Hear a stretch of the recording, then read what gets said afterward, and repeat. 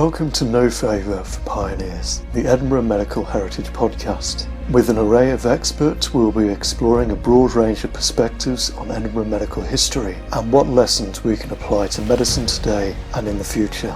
Today I'm joined by Roger Jeffrey, Associate Director of the Edinburgh India Institute. Roger has been exploring Edinburgh's impact on India in the 19th and early 20th century, and most recently looking at India's impact on Edinburgh. Thank you for coming to chat to me today. You've got quite a strong interest in Edinburgh's relationship to India, don't you? Yes, and I can explain that a little bit. Thank you very much for giving me that opportunity. So from about 1970 until 2010, I carried out a variety of direct research programs in India as a medical sociologist, as somebody who's been very interested in health policy in India and how that developed from the 19th century up until the 1980s. You've got quite an interest in skulls, in particular the skulls at Edinburgh University's Anatomy Museum. How does that link into India? Yeah, I mean, the skulls are really interesting. Edinburgh, as I expect you know, has a long history of anatomy professors who were very prominent. They were not just people who taught medical students, they held public lectures, they were public intellectuals, and indeed major families handed down the position of anatomy professor, as it were, between them. So we have three with the same name, father, son, and grandson. Edinburgh really was very interested in anatomy, and this has been widely discussed. When it comes to skulls, the really interesting role that Edinburgh played starts really with the development of phrenology. And the phrenologists were very important in Edinburgh society. They believed that it was possible to identify aspects of somebody's personality through feeling the bumps and crevices and indentations of the skull bones, and people would go to be tested and have their personality features identified by people who claimed to be able to do this. And this generated a lot of controversy within the medical profession at the time, and pretty soon the standard position of doctors was to say that phrenology was not a scientific activity. But that didn't mean that it disappeared from view. And there's a man called George Combe who wrote a book about this, which was incredibly successful as a popularizing statement about what phrenology was and how one could use this to understand people's lives. So they collected skulls from around the world, and some of them came from India. And there is a really interesting case of a man with a medical degree from the University of Edinburgh, George Murray Patterson, who decided to go to India. It's not quite clear why. He had an MD from 1817, and he went out to India and he did a variety of things. One of the things he did was to set up a school near Calcutta. And at that school, every month, he would measure the skulls of the pupils and see how they developed. So he believed that this wasn't just something that was innate, but that actually education, for example, might change the balance of different aspects of the brain and affect the development of the skull. And therefore, the phrenology was not just a matter of seeing what was there, but you could actually, in some senses, influence it. His most notable contribution to the phrenology debate is a long article that he published in the 1820s about the phrenology of the Hindus. And this was quite well publicized and was taken very seriously as far as one can tell. What it shows is the beginnings of a kind of scientific racism, because in writing this article, he talks about a whole range of things, and I'm not going to try and explain all of those, but he also talks about how phrenology can shed light on why Hindus are inveterate liars, for example. So he saw the idea of a racial bias towards telling untruths, being unable to tell the truth, being too willing to tell people what they wanted to know and not what was actually the case. Now, his article as I say, I think was quite influential in the field at the time. But he himself came to a rather bad end. He clearly went rather mad, very simply put. He was sent back from India a few years later, and finally he died having been discovered, his naked body having been discovered in the New Forest. He'd obviously had some kind of serious mental attack and wandered around until he died from exposure. He's part of this process of collecting skulls in other parts of the world and sending them back to Edinburgh, where they were studied in various ways. There was a phrenological museum in Chambers Street until the 1870s. And the skulls from that collection were then taken over by the university. So even though the skulls had been collected for what we now think of as a very unscientific theory, they were seen as potentially useful for very different purposes, for craniology or craniography, the measurement of skulls and the attempts to understand from that the different shapes of the skulls, significant differences which could be linked to ideas about race. So the next stage in the skulls, the Edinburgh and skulls and Indian skulls, comes when a man called William Turner was professor of anatomy, which he was for about 35 years, from the 1860s until 1903, at which point he becomes principal of the university.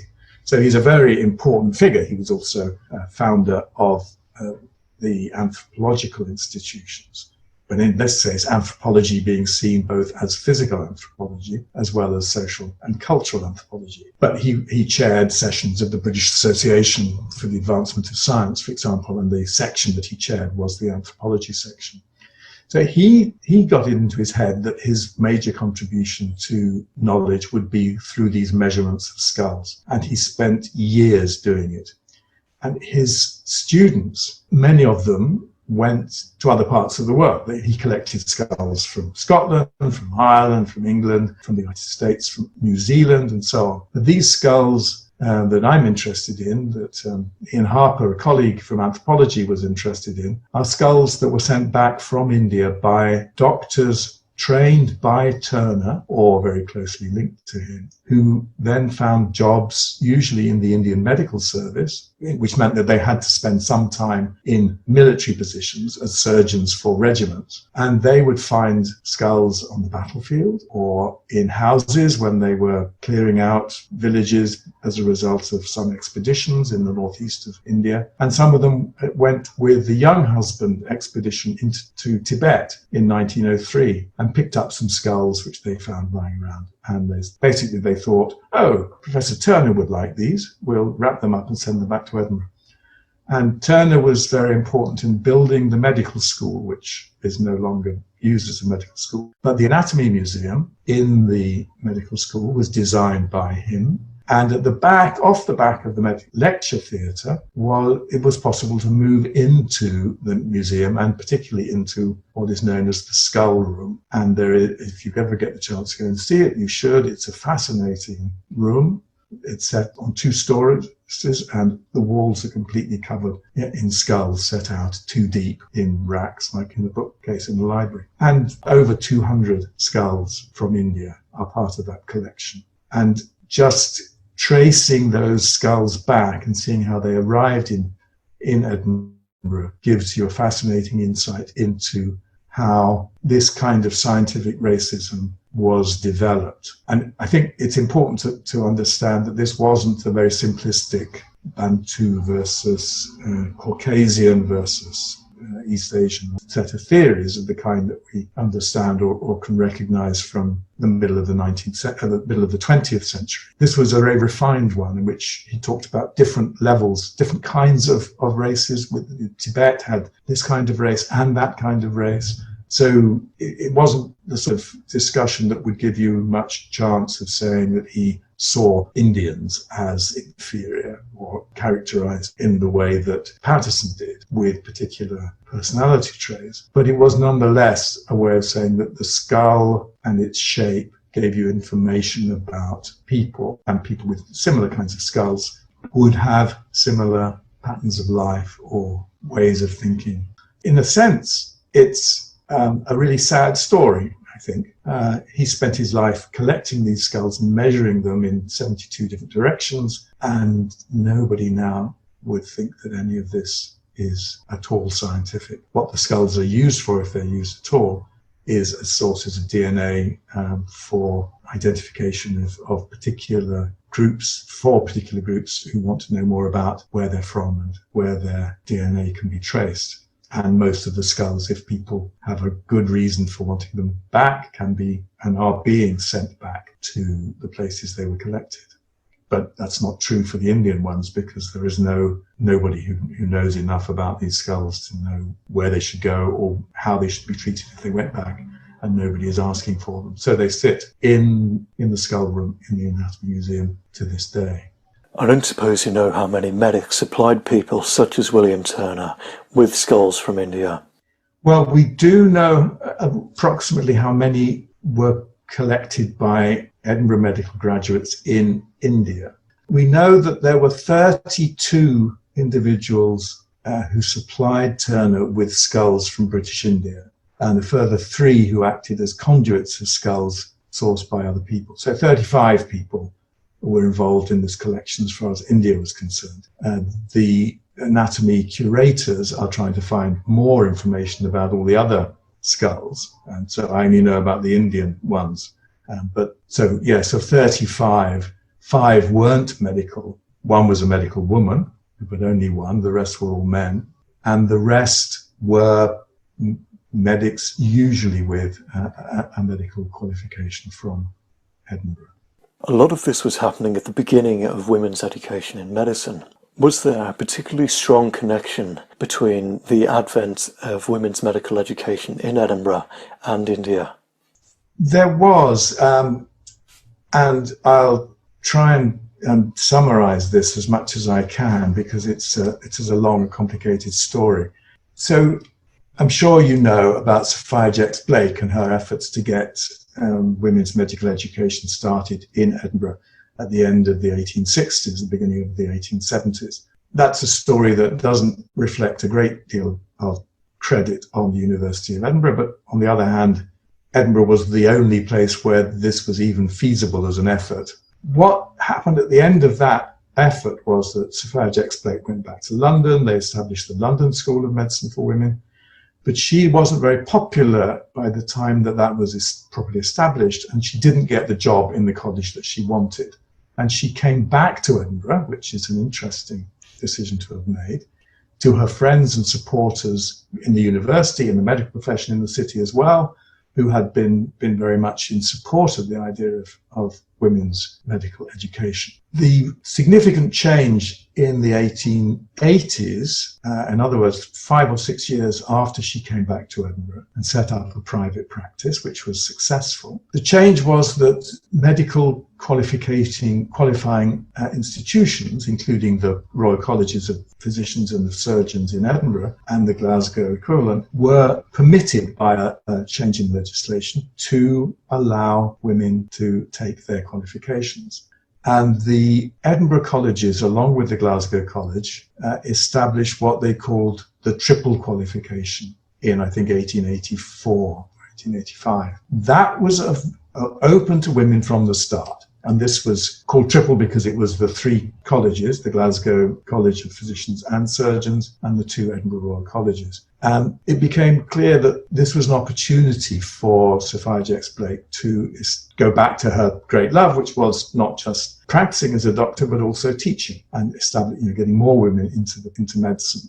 And in 1886, she established a School of Medicine for Women in Edinburgh. And that went fine for a couple of years, and they got up to about 24 students. But there was a dispute in 1888, and the students complained. There was a student rebellion, and roughly half of the students walked out. But they wanted to carry on with their training. They could have gone to London, and that was really the only alternative apart from going on to the continent, where you could get medical qualifications as a woman in a number of different places. But they didn't. Instead, they looked to local support in Edinburgh to create an alternative, an additional women's medical college in the city. And the key actors in this start, if you want, you can follow the network quite easily. The key actors had strong India connections. Elsie Ingalls, who is well known as a woman who established the Scottish Women's Hospitals in the First World War, was born in India. She was born in North India. Her father was a senior civil servant, firstly in the East India Company, and then when, after the mutiny and rebellion of 1857-1858, and the British government took over, so he became a very senior member of the Indian government. He retired in the 1870s, came to Edinburgh. He had Scots ancestry, but had never lived or worked in Scotland. He came to Edinburgh mainly because he had a daughter married here. And so he was living in Edinburgh. Elsie started at the school with Sophia Jex-Blake, was one of the students who rebelled and left, and her father helped her to find somewhere else to study, essentially. So many of the accounts suggest that she established the second medical school, but that's clearly not the case. She was in her second or third year of medical training. She was still doing that training. She wasn't in a position to set up a school, but her father's network and their networks were able to raise the money to do this. And so he was very close friends with Sir William Muir, who came to the University of Edinburgh as principal after he retired from the Indian Civil Service. But also a very important supporter was a man called Sir Alexander Christison, who'd also been a surgeon in the Indian Medical Service. He'd actually sent some skulls to Sir William Turner.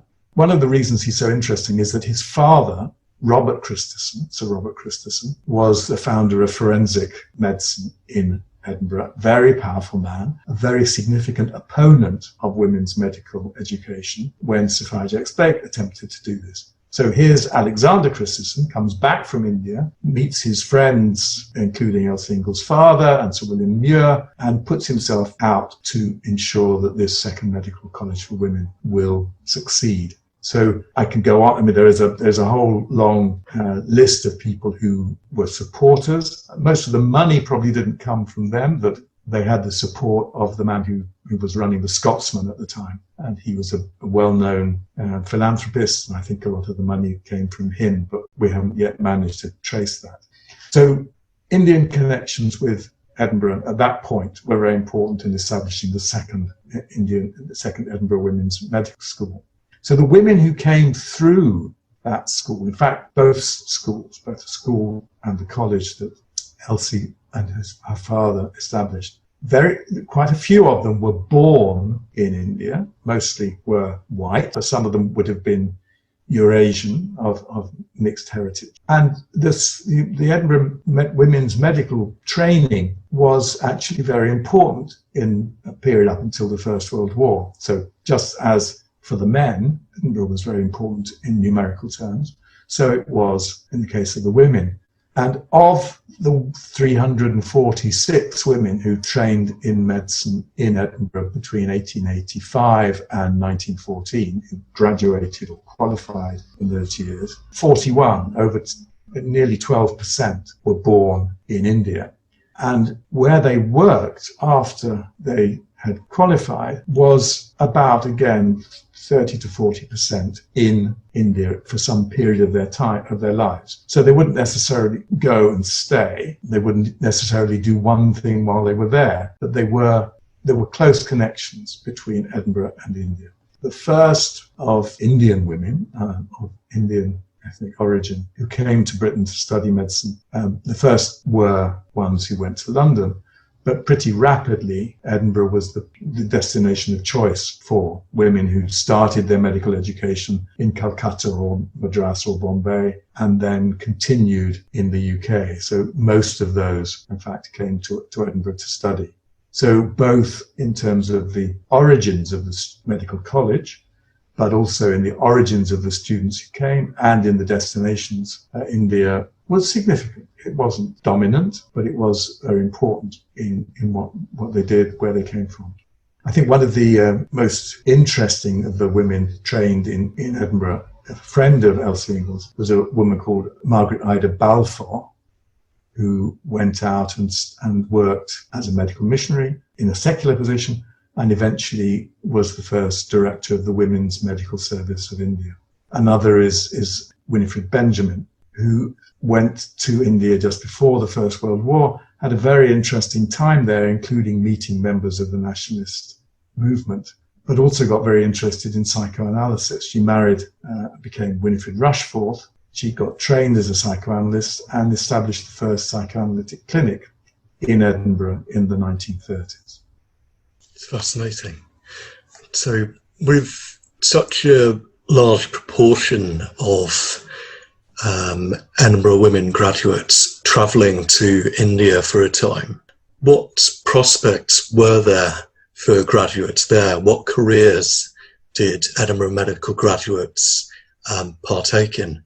So one reason why women medical graduates went to India or to other parts of the empire, indeed, was the lack of many opportunities for employment in the UK. So outside the big cities, it was very difficult to establish a practice, both for men and women, but particularly so for women. And in the big cities like Edinburgh, Glasgow, Dundee, Aberdeen, there were opportunities for women to practice, but they were pretty rapidly taken. There was not that much employment. So women would become medical officers of health. They would take on more public health roles if they couldn't establish a private medical practice. Very difficult for them to get jobs in hospitals. It wasn't quite the same in India. One reason for this was that part of the justification, the ideological support for women's education in Britain, had been the belief, not entirely false, but not entirely true either, that women in India would not accept the services of a male medical practitioner because of what's known as purdah, of seclusion, of not allowing unrelated men into households, and certainly not allowing them to look in detail at their bodies in order to identify medical problems. I say there is some truth in that, and particularly amongst the higher social classes, both Hindu and Muslim and Sikh, and to a lesser extent amongst Christians. But it's clear that for most Indian women, they had to go out and earn a living with their husbands. They would work on the fields or in various kinds of activities. They certainly couldn't stay out of the public gaze. And for most of their medical problems, they had a broken arm or something like that, then the idea that they couldn't be treated by a man was probably a bit exaggerated. They could have had their arm seen and manipulated and put into plaster and so on. So there is some truth, and that truth was used politically. So as a woman who came back from India managed to see Queen Victoria and said, the women of India need doctors, they need women doctors. And she and the Queen, that is, and Florence Nightingale were both initially resistant to the idea of women doctors, but part of the reason for being willing to allow them to go forward, to give them support, was this sense that the empire needed them. This was an imperial role that women doctors could fulfill, that men couldn't fulfill. And there was funding established by the wife of the viceroy. In fact, the wives of viceroys from the 1880s onwards continued to be involved in various kinds of health initiatives. And the one that is most important here is the wife of the Earl of Dufferin, who was the viceroy at the time. And his wife established what is known as a Dufferin Fund, which funded posts for women doctors in hospitals for women and children across India and also in the princely states, in the parts of India that were not directly under British rule. So that was one very solid opportunity for women trained in Britain, and indeed women trained in India. And those trained in India, in Indian medical schools, tended to get a bit upset when they were being told to take orders from younger women who'd come out from Britain with British medical qualifications. So there is this establishment of women's positions. They're not well paid, they're not permanent, they're not on the public fund. They're funded by charges to patients, but also to this Dufferin Fund. and they're looked down on and usually controlled by male doctors as well. So the hospital, again, that they ran would be visited on a regular basis by the local civil surgeon, district officer of health, who again might have come out from Britain last year and then was telling women who'd been running these hospitals for 10 or 15 years what to do. That didn't go down well either. And it wasn't until 1919 that there was a proper women's medical service with parity, at least in name, with the men. So that was one set of opportunities. And women trained in Edinburgh went as well as they did from London or from increasingly from places like Dublin or from Aberdeen and Glasgow. The other was through the opportunities provided by medical missionary work. And that was a very popular, as you might imagine, for Scottish trained doctors. So Scotland in the 19th century, up until the First World War, was more involved in missionary work than any other part of the UK. It had a reputation, and particularly through the competition between the various Presbyterian churches, for reaching out to get people to turn to Christianity. And indeed, for many of them, the only justification for the empire was that it provided the opportunity to bring people to Christ. And it was very difficult to do that in India. But one way of doing that for men and for women was through medical missionaries. So the idea was from the Scottish missionaries, education was one way in to get the message across. And when that was needed some support, they turned to medical missionary work. And the Edinburgh Medical Missionary Society was one of the earliest to be established. They raised funds and they sent out male doctors. But from the 1880s onwards, they also sent out women doctors, or provided support for their education and provided support for their incomes, which were, of course, very small. I mean, by comparison with what they might have earned in the UK. And this was an amount of money that kept them alive, kept them established for family support and so on, but they weren't earning the kinds of incomes that they would get in government service. And often they retired back to Britain on really quite small pensions, if they lived that long. And what about the men who travelled to India?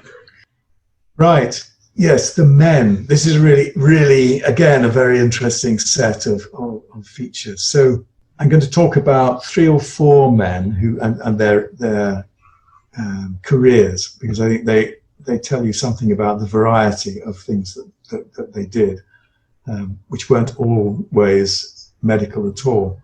And I'm going to take these men in sequence. So the first, who's really character, is a man called John Borthwick Gilchrist. He was born in 1759, but by 1774, that's to say by the age of 15, he had an Edinburgh MD, and he used that to go on a ship to begin with to the West Indies. And when he got there, he got off the boat and did some work there. And one of the things he did was to find out how to grow and process indigo. And he got a bit bored. He got another ship, came back to Britain in 1782, I think, when he was still only 23 or 24. He got on another boat and he went to India. And he arrived in India in about 1785 and joined the East India Company's service as a surgeon attached to a couple of troops of soldiers. He travelled with them on a couple of occasions, and according to his own account, he thought, we're under attack. The only person who can speak the local language isn't with us for some reason. I'm left in charge. How do I tell these soldiers what to do? And so he had to use gestures and dumb show and go here, go there, lie down, shoot, don't shoot. And this happened to him twice, apparently. At the end of all this, he said, this is completely stupid. Why don't the soldiers, the officers, people like me, why don't they know the local language? How on earth are we going to continue with this, ruling this part of the world if we can't even speak to the soldiers properly, let anybody else? So basically, his time as a doctor ends in about 1787 or 1788, because he says the most important thing is to learn the language. And he gets leave of absence. He goes and lives in a town in North India. He says he dressed as a native. There were no other Europeans in the town. He had to learn the language. And then he got the idea of writing a dictionary. And this goes on for quite a while. He realizes it's a bigger job than he thought it was. He runs out of money. He uses his knowledge from the West Indies to grow indigo and process it in North India, but eventually finishes the dictionary, gets employed as the professor of Hindustani in Calcutta, falls out of favour with the company in 1804, comes back to Edinburgh, establishes a bank. That fails. He continues to teach Hindustani. It becomes a radical, goes to London, loses it basically, and then goes off to Paris. So he's typical in the sense, firstly, of how short the medical training was, and having got some kind of medical training, one of the many different things that might happen to somebody like that. The point is that at that time, most recruits to the East India Company were either bureaucrats and able to manage the affairs of the company, so they became traders and merchants, but they were called writers, or they were military. When it came to increasing the need to understand the country, the only people with a scientific training of any kind at all were trained in medicine, and their training in medicine very often involved botany in particular. So there are very strong links between botany department in the university and men who go out to many parts of the world, but particularly to India, where they become the people who are looked to for scientific advice on various things, including the establishment of botanical gardens, which are designed to do things like find out if you can grow tea and coffee and then make those commercially viable. So that's Gilchrist, who graduates in 1774. Robert Tytler is another Edinburgh medical graduate who graduates at the age of 19, but by then he'd already worked as a surgeon in Cape Town. He worked for the army as an assistant surgeon at the age of 15. Comes back to the UK, resigns from the government service, then gets his medical training in Edinburgh. And when he gets his MD, off he goes to India. And he's the family is very interesting. His younger brother also becomes a doctor. He trains in London, goes out to India. And the two of them are very keen on understanding local systems of medicine. And though John is the one who really gets into this, Robert is clearly into it as well. So they're behind the establishment of what's called the the Native Medical Institution in Calcutta. And John doesn't apply for the position of superintendent because he thinks Robert's going to apply. Robert's the elder brother and therefore should be allowed to have the job.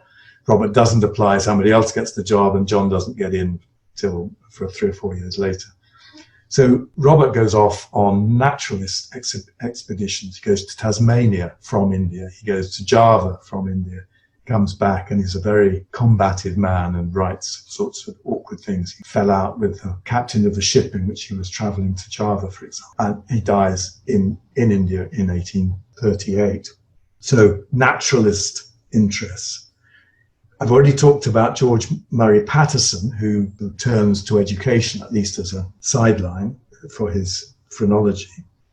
But Alexander Hunter, who was born in 1816 and got his MD in 1837, he goes to Madras, what is now called Chennai, and the thing he does there from the 1850s onwards is the establishment of government school of arts and crafts. So he's not acting as a doctor when he's there. He's got a medical training, but he rapidly gets more interested in the commercial side. So like others who go into geology or in surveying or become the heads of the post office, or indeed, as with Alexander Christensen, become superintendents of a local jail. They have a variety of careers, some of them spending all the time as doctors, serving regiments and then serving as surgeons and physicians for a district or for hospitals established in the main cities, and then become university teachers.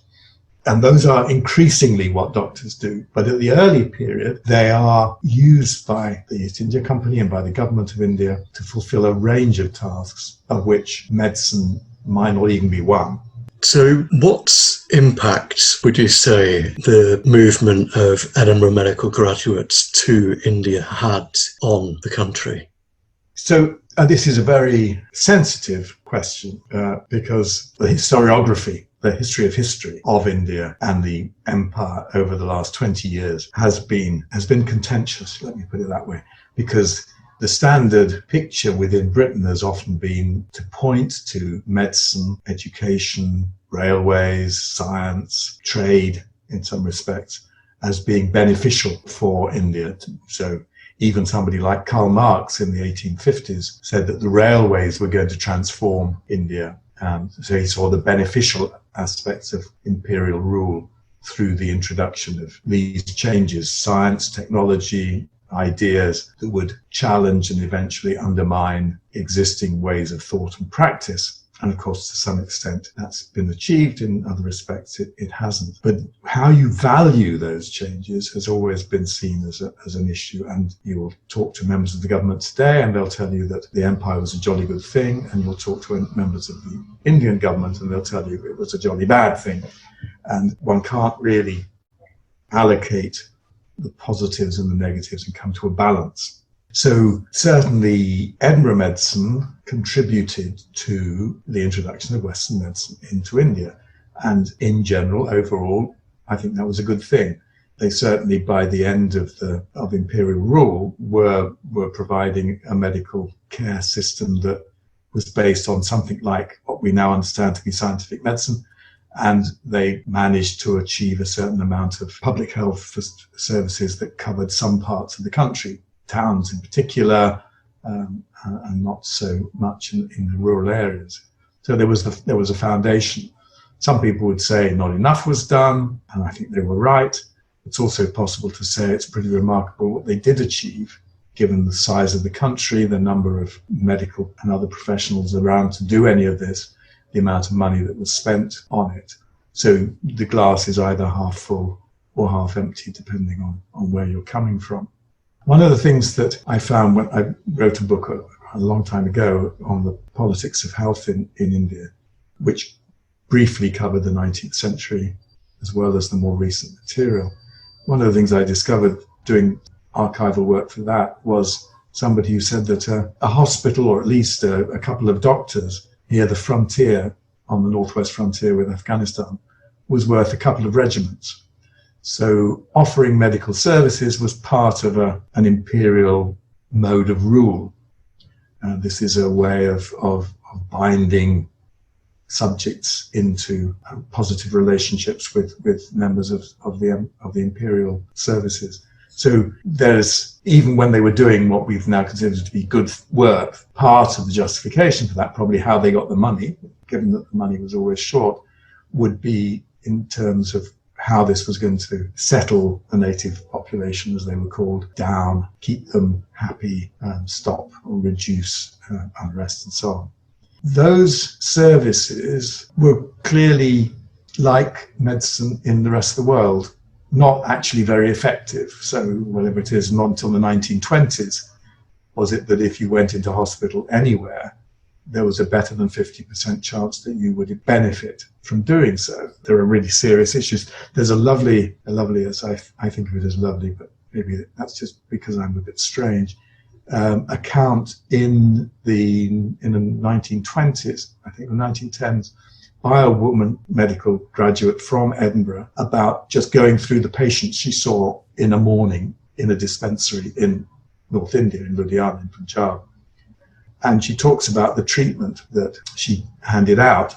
And one of them had, and I can't remember exactly the diagnosis, and she says at the end of a description of this case, so I prescribed strychnine and arsenic and in small doses to deal with this. And you think, strychnine and arsenic? So of course, as with all medicines, they're poisons at one level. We no longer think of strychnine and arsenic as potentially beneficial. So there's all of that going on. So what was it they were actually doing? How much difference did it make? And very often the public health measures were very unpopular. So there's a lot of discussion of plague in Bombay in the 1890s, 1895, 1896, which is very redolent of the contemporary situation of how do people respond to lockdown and what's the role of trust in that. and to what extent is the local population prepared to do what they're asked to do in the interests of public health. And the British hadn't got that at all for Bombay in the 1890s, and there were riots, there were attacks on doctors. It was very difficult to implement these policies of quarantining, of preventing people from leaving or coming in.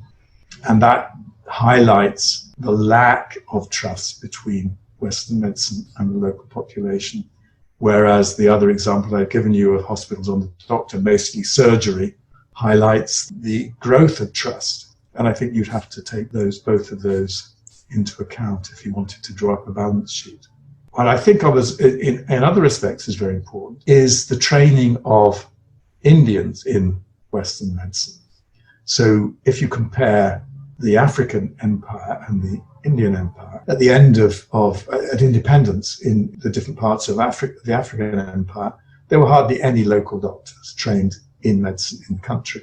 East Africa had Kampala, the medical school in Uganda, and there was something, I think, in Ghana, but in many parts of the empire, there were no Africans trained up to be able to take over. It was several generations before British and other outsiders were no longer needed. India was different. So Indians were being trained in medicine from the 1820s. And from the 1830s onwards, they were being trained in a medicine that was maybe 10 or 15 years out of date to begin with, but the same as that which was available in Britain. So the earliest Indian who comes to Edinburgh for medical education is a man called Mirza Ali Beg, who converted to Christianity and comes in 1857 to get some medical training and then goes off to Australia, as it happens. But from then onwards, there's a whole series of Indians who come, some as Christians, but mostly as Muslims or as Hindus. And they get medical training. Some of them stay here and get jobs in different parts of the country or set up their own practices. And others go back, and some of them are very active in the nationalist movement. Some of them are active within the Indian Medical Service as government doctors. So that by the 1820s, when the Indian Medical Service is no longer as popular with British trained doctors as it was before the First World War, by the 1920s, increasingly, the Indian Medical Service has Indian doctors, not British doctors. And indeed, for some people, that's a dreadful, really dreadful thing, the possibility that an Indian doctor might be treating their wives. So this is the reverse of this concern that I talked about, which leads to women doctors being seen as important. For the British in India before the First World War, interwar period, the idea that their wives or daughters might be treated by an Indian doctor is anathema for just a noticeable group. At any rate, we don't know how common this was. And of course, that theme of medicine and Scotland in particular, and the Indian population and Indian doctors, you can see in things like A Passage to India, for example, where there's a Scottish doctor portrayed by Forster in that novel. So those men who come to, and then later the women who come to Edinburgh for training and go back, play roles not necessarily supporting the empire, certainly attempting sometimes to implement good public health policies, more likely working with the government or working in private practice and becoming doctors who are just practicing medicine. But those people were often very effective, and that makes a difference. I'll finish on this with one example, which is not, unfortunately, an Edinburgh woman doctor. She trained in St Andrews. She went out in the 1920s and marries a man called Joseph Bore. And Bore is an Anglo-Indian Christian. And he's an administrator. He's in the Indian Civil Service, and that's fine. He does interesting things. In 1942 and 43, he's appointed to head up a commission to draw up plans for the health services of India after the war. This was while the Brits still expected to be in charge in India after the war. And his report, the report that bears his name, is the basis for public health services, primary health care provisions in India that was implemented to a greater or lesser extent. So Bore doesn't has no background in medicine at all, but his wife does. And we don't know to what extent this Scottish woman doctor influences the whole pattern of post-independence Indian health services.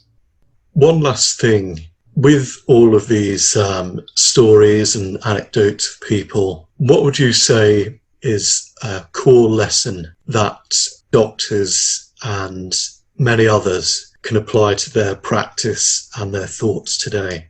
So women, in this case, some of them trained in London or in Edinburgh, but Indian women who were attempting to get themselves better career prospects, argued that they were entitled to be given senior positions in the Dufferin Fund or in the Women's Medical Service because they were local women and they would understand patients in a way that outsiders, however well-intentioned, would not be able to do. So the idea that there is a really necessary part of medical practice is to understand your patients' cultural and social background, to speak their language, to be able to empathize with what's going through their minds when they come in for treatment, why they accept what they're being asked to do or why they don't take the medicine. It's a core feature of the sociology of medicine and of, I hope, of social science training of doctors now, which shouldn't need to be reiterated, but I think is incredibly important. A patient is not just a body. A patient is a person, and that person is embedded in social relationships. And understanding those social relationships is, particularly in fields like treatment of chronic diseases, absolutely crucial if you're going to get patients to engage themselves, to participate in the treatment, to be part of what's going on, rather than just a body on which a surgeon can operate or into which a physician can put pills or whatever it might be. And that's very difficult, and some people would say impossible in an imperial situation. Frantz Fanon, a French doctor, writes about this, that if you appear as an outsider to a population or to particular patients, you can't achieve that rapport that's necessary really to practice the best possible medicine that you can. On that note, thank you so much for sharing this collection of brilliant and important stories about India and Edinburgh. Thank you for giving me the opportunity.